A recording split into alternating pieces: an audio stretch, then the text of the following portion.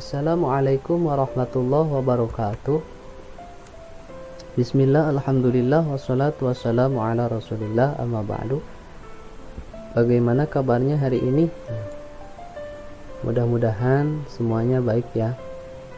Selalu diberikan kesehatan, sehat jasmani, sehat rohani juga.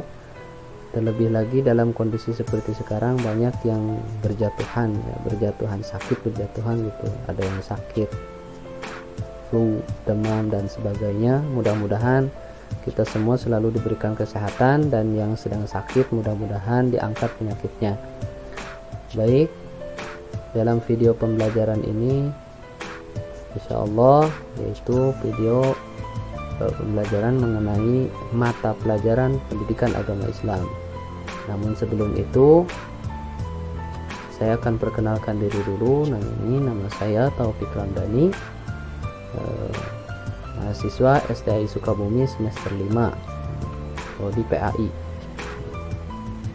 sebagai praktek profesi keguruan ya.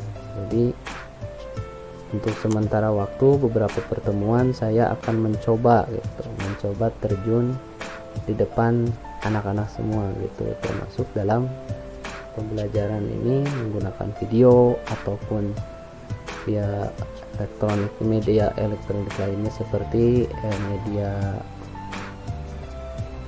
WhatsApp gitu, kemudian Zoom, dan insyaallah mudah-mudahan kalau nggak ada halangan ya. Nah, untuk kali ini dalam sebuah video, mudah-mudahan video ini bermanfaat bagi kita semua. Nah, masuk ke pembahasan pertama, yaitu kita akan bahas mengenai Rasul kekasih Allah. Nah, namun sebelum itu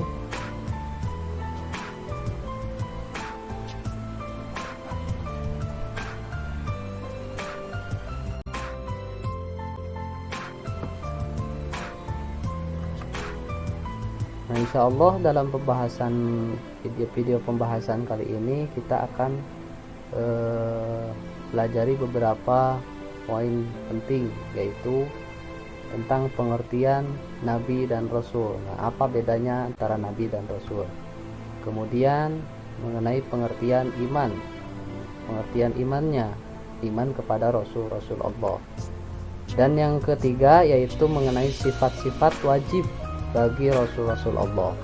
Namun sebelum kita bahas lebih panjang atau lebih luas lagi, ada beberapa hal yang patut kita perhatikan, yaitu mengenai tujuan pembelajaran. Apa tujuannya kita belajar tiga hal tersebut? Nah, yang pertama, kita harus bisa memahami perbedaan antara Nabi dan Rasul. Apa bedanya antara Nabi dan Rasul? Karena Nabi dan Rasul itu nantinya akan berbeda ya. Kemudian memahami makna iman kepada Rasul Allah. Nah, dan yang ketiga, meneladani sifat-sifat wajib bagi Rasul Allah. Nah, itu yang akan kita bahas hari ini.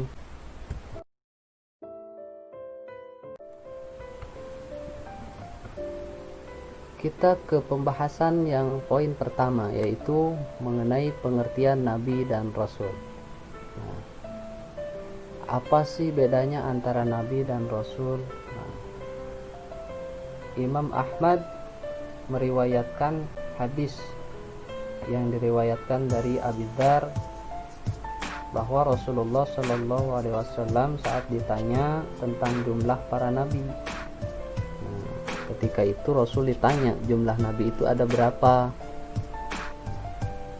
selain artinya jumlah keseluruhan ya, jumlah seluruh nabi itu ada berapa banyak. Nah, maka Rasul pun menjawab jumlah para nabi adalah 124.000 nabi, sedangkan jumlah Rasul itu sebanyak 315.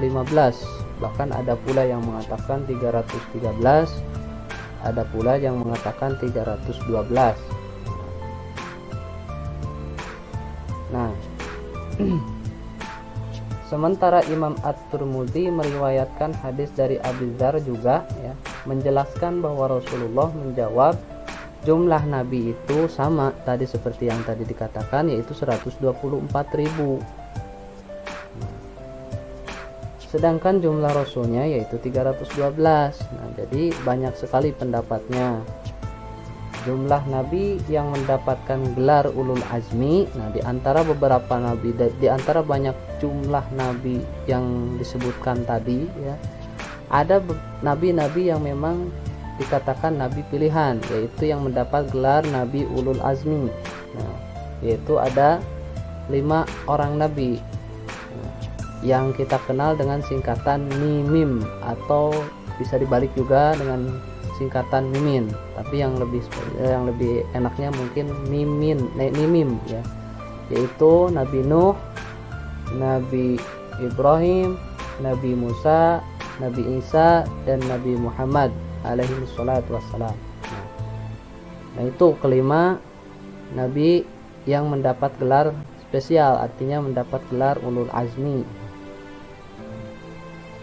Kemudian apa bedanya antara nabi dan rasul? Dari sekian banyaknya jumlah yang 124.000, nah yang dari 124.000 itu ada 313, 315 dan 312 itu ada rasul. Nah, bedanya apa? Nabi adalah manusia pilihan yang diberi wahyu oleh Allah untuk dirinya sendiri, artinya tidak untuk disampaikan. Nah, jadi ini khusus untuk dirinya sendiri.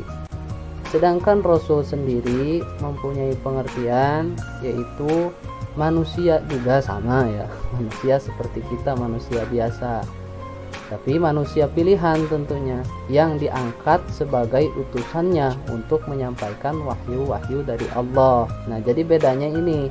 Jadi antara nabi dan rasul, nabi itu mendapat wahyu namun untuk dirinya sendiri, untuk diamalkan bagi dirinya sendiri. Sedangkan rasul ketika mendapatkan wahyu itu mendapatkan kewajiban harus disampaikan kepada umatnya dan mengajak umat manusia.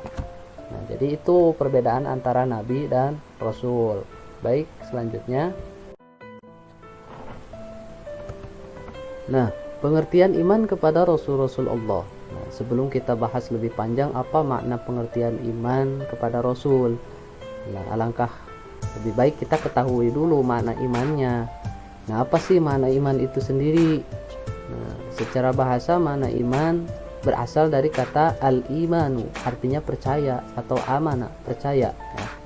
Sedangkan menurut istilah yaitu sebagaimana diungkapkan oleh Rasulullah dalam sebuah hadis, yaitu tasdiqun bil qalbi wa iqrarun bil lisan wa amalun bil arkan. Nah, makna iman itu yaitu membenarkan dengan hati, mengakui dengan lisan atau perkataan, mengamalkan dalam perbuatan. Jadi ada 3 kategori, yaitu yang pertama benarkan dulu oleh hati, kemudian diakui dengan lisan, dan digambarkan atau diamalkan dalam sebuah perbuatan. Jadi semua anggota tubuh, semua gerak-gerik kita, semua tingkah laku kita, kebiasaan kita disesuaikan dengan kegambaran bagaimana pengertian iman kepada Rasul itu sendiri. Andai kata Rasul bersifat demikian, maka kita juga meneladani apa yang Rasulullah contohkan. Nah, maka itu disebutkan kita sebagai orang yang beriman kepada para Rasul-Rasul Allah. Namun, mengenai pengertian iman kepada Rasul itu tentunya mempunyai makna tersendiri, yaitu percaya dan yakin bahwa Allah telah mengutus para rasul. Nah, kenapa harus dikatakan percaya? Karena masih banyak orang yang nggak percaya. Jangankan dengan nabi-nabi terdahulu, nabi kita saja, Nabi Muhammad SAW, masih banyak orang yang tidak beriman.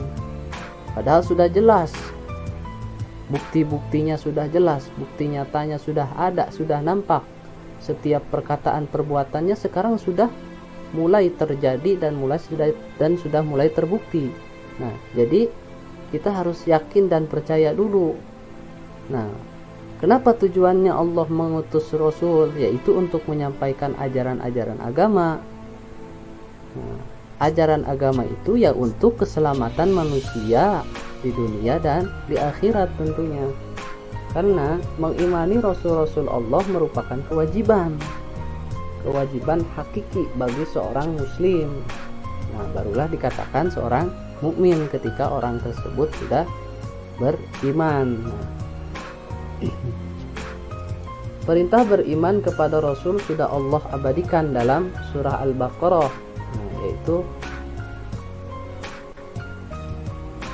mohon maaf, bukan surat Al-Baqarah ya, tapi surat An-Nisa. Surat An-Nisa ayat 136 atau 136, yang artinya, wahai orang-orang beriman, tetaplah beriman kepada Allah dan Rasul-Rasulnya, yaitu maksudnya Muhammad, dan kepada kitab atau Al-Quran yang diturunkan kepada Rasulnya. Nah, itu salah satu kutipan ayatnya. Nah, itu jadi beriman kepada Rasul merupakan perintah langsung dari Allah dan merupakan hal yang menjadi pokok bagi penentu keimanan seseorang. Nah, selanjutnya